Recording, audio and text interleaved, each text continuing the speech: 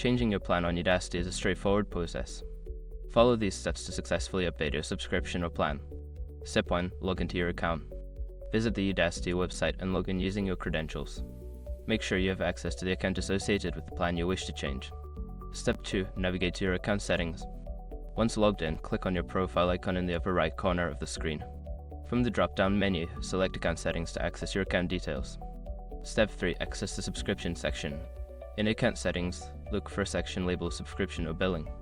Click on this section to view your current plan and available options for changes. Step 4. Choose a new plan. Review the different plans available. Select the one that best suits your needs. You may see options for monthly or yearly subscriptions, as well as any special offers.